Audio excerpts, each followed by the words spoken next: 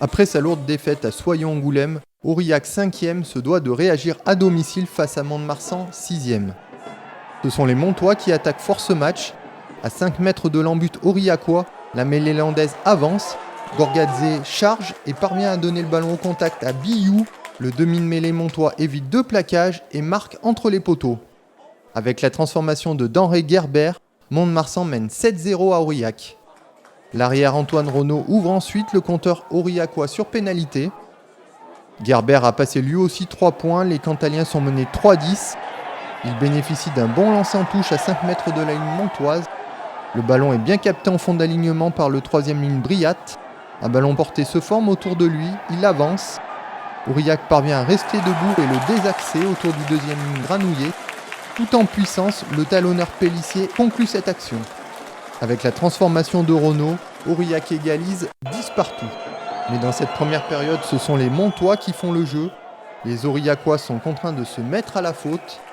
Sur pénalité, Gerber redonne l'avantage à Mont-de-Marsan. Les buteurs de chaque équipe sont impeccables. Renaud des 40 mètres remet Aurillac à hauteur du stade montois, 13-13.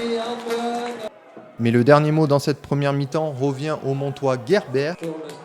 Il poursuit son sans faute au pied en inscrivant une 3e pénalité. À la mi-temps, c'est une surprise. Aurillac est mené sur sa pelouse 13-16. Vexés, les Aurillacois reviennent avec d'autres intentions en deuxième période. Renaud passe 2 pénalités pour donner pour la première fois l'avantage à son équipe, 19-16. Les affaires montoises se compliquent. Pour une accumulation de fautes au sol, le pilier remplaçant Muzio sort sur carton jaune. Renaud en profite pour creuser l'écart, 22-16 pour Aurillac. Mais le centre aurillacois Lilo Mayava perd un ballon important dans ses 30 mètres. Récupération montoise. Le demi-mêlée remplaçant Maïchea joue au large. Le 3e ligne Bretous est servi. Il adresse une passe sautée à Gerber. L'arrière montois décale sur l'aile gauche Cabane. Crochet intérieur de l'ailier landais qui parvient à donner au sol à Bretous. 2e essai de Mont-de-Marsan. Aurillac ne mène plus que 22-21 à 15 contre 14 Montois.